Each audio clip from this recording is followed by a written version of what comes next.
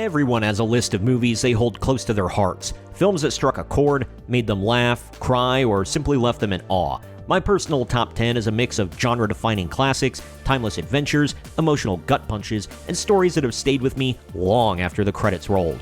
This is Marks on Media, and today I'm talking about my top 10 favorite movies of all time that I consider absolute must-see. Now, let's get into it. Marks on Media. Being a human with reasoning, thoughts, feelings, and opinions, I can't be 100% objective with my list of must-see movies, but I don't have a single dud on the list. Some of these might be obvious and on everyone's list, but hey, they're on multiple lists for a reason. Here's a look at the movies I consider my all-time favorites and why. Number 10, The Shining. I'm not a die-hard horror fan, but The Shining isn't your typical slasher flick. It's slow-burning psychological terror wrapped in mystery, atmosphere, and a deeply unsettling tone. Stanley Kubrick's take on Stephen King's novel might have strayed from the author's original vision, which was a huge point of contention between the two men, but it's still a masterclass in filmmaking. With its haunting imagery, Jack Nicholson's unforgettable performance, and the eerie score, The Shining leaves a lingering sense of dread and intrigue, raising more questions than it answers. Were the monsters all real, or just in Jack's head? Was he always meant to be there? Who knows? Number 9, Citizen Kane. Yes, I'm that guy who has Citizen Kane on his list, but it deserves the praise. Orson Welles' magnum opus was revolutionary for its time and still feels fresh today. The cinematography, the nonlinear storytelling, the way it dissects the American dream and power, it's no wonder it's constantly studied in film schools. Being in black and white didn't hold this movie back at all. At the time, no one had ever seen anything like it. To this day, films are taking techniques from it. Welles was a genius, and Citizen Kane is a towering achievement in cinema history. Number 8, Back to the Future. Few movies are as rewatchable as Back to the Future. It's one of those films that, when it's on TV, you can't help but stop and watch. In fact, a marathon of the trilogy was always on my homesick from school watch list. The blend of sci-fi, humor, heart, and adventure is flawless. Michael J. Fox and Christopher Lloyd have legendary chemistry, and the time travel plot is still one of the most iconic ever written. Say what you want about the sequels, but it's pure fun, and it's no surprise that this one has stood the test of time. Number 7, The Lord of the Rings, The Two Towers. I recently learned that this is a controversial opinion, but The Two Towers is my least favorite of the Lord of the Rings trilogy. But don't get me wrong, it's still phenomenal. It's filled with action, drama, and critical developments. The Battle of Helm's Deep is legendary. However, in the grand arc of the trilogy, this feels like a necessary bridge between two superior entries. Even at its lowest point in the classic trilogy, Middle-earth is still unmatched. Number 6, Saving Private Ryan. I'm embarrassed to say that I never sat down and watched this movie until last year, but my wife and I finally put it on, and I was floored. From the brutal realism of the D-Day landing to the quiet, emotional moments between soldiers, every scene feels important. It's powerful, emotional, and hard to shake once it's over. You'll be angry, you'll be heartbroken, you'll be on the edge of your seat. This is modern war cinema at its most raw and authentic. Steven Spielberg's direction and Tom Hanks' performance are simply unforgettable. And by the end, you'll be saying, yes, Private Ryan, you lived a good life, and you are a good man, with tears in your eyes. Number 5, The Godfather Part 2. Sequels often struggle to live up to their predecessors. The Godfather Part 2 doesn't just meet the bar, it raises it. With dual timelines showing the rise of a young Vito Corleone and the fall of his son Michael, it's both a sequel and a prequel rolled into one. The storytelling is ambitious and seamless, and it dives deeper into the cost of power, legacy, and loyalty. Yes, Part 3 falls flat as one of the worst endings to a trilogy in the history of cinema, but Part 2 earns its place among the greatest films ever made and joins the likes of The Dark Knight, Terminator 2, Aliens, and The Empire Strikes Back as a sequel that bests the original.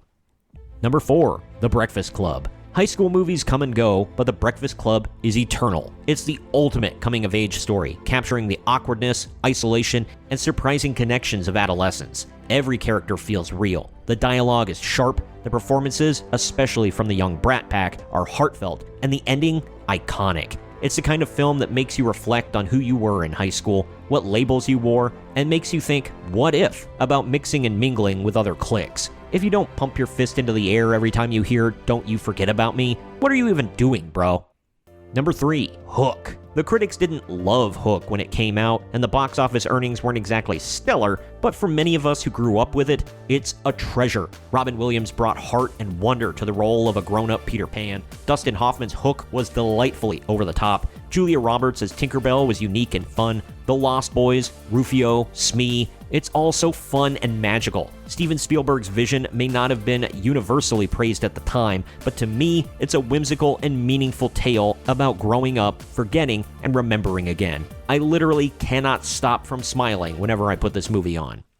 Number 2, The Lord of the Rings, The Return of the King. Some trilogies crash and burn in the final chapter. I'm thinking of The Terminator and The Godfather, but The Lord of the Rings, it soars. The Return of the King doesn't just stick the landing, it redefines what a cinematic climax should be. The emotional payoff, the scale of the battles, and the beautiful resolution to each character's arc make it a triumphant conclusion. The Oscars didn't just hand out 11 wins for nothing. Sure, a lot of people argue that there are too many endings, blah blah blah, but when a film series is this good and immersive, you love every second of it. This is epic fantasy at its absolute peak.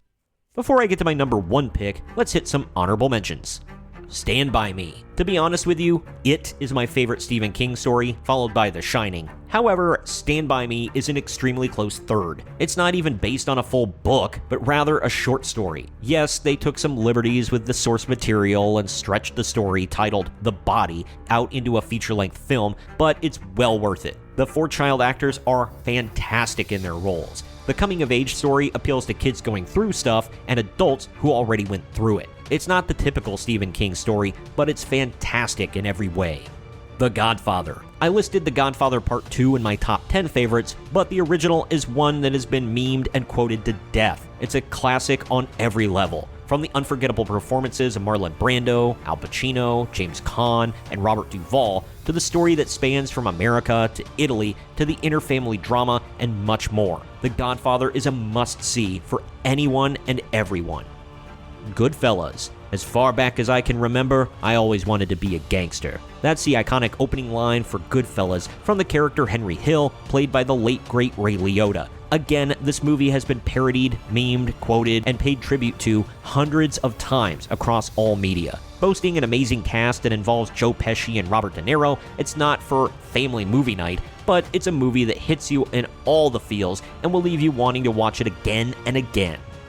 The Conjuring. Again, I'm not much of a horror movie guy, but the stories of Ed and Lorraine Warren are awesome. The Annabelle movies are good, the Nun movies are not so good. The Legend of La Llorona is very mid and forgettable, and one can argue that the quality of the Conjuring movies just goes down with every sequel, but the first 2 were classics and genuinely creepy. The first Conjuring takes a real, supernatural experience and cranks it up to 11 with a lot of creative license to leave you sleeping with the nightlight on.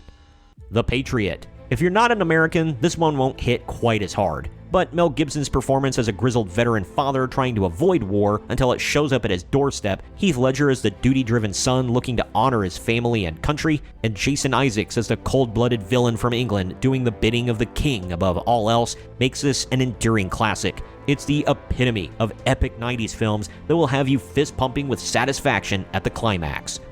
Toy Story. It's the first Pixar feature-length film and the movie that drilled the name Pixar into the minds of children across the planet. Tim Allen as Buzz Lightyear and Tom Hanks as Woody obviously do the most of the heavy lifting, but every voice actor is amazing and memorable. All 90s kids love Toy Story, and it's so popular, they're still coming out with sequels 30 years after the original.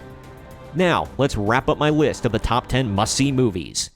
Number 1. The Lord of the Rings, The Fellowship of the Ring. While Return of the King may get all the glory, for me, The Fellowship of the Ring is the crown jewel. It's the perfect beginning. The introduction, the world building, the formation of the Fellowship, all of it is handled with care and brilliance. There's something special about seeing the journey begin, watching friendships form, and feeling the weight of the task ahead. It's a film that made me fall in love with Middle-earth and fantasy storytelling in general. No other first chapter in a trilogy has done it better. Sure, it's got some that nip at its heels, like The Terminator, The Godfather, Alien, Star Wars A New Hope, and a few others, but The Fellowship of the Ring is one of the greatest stories ever put to film, has endured for decades already, and will endure for many more still to come.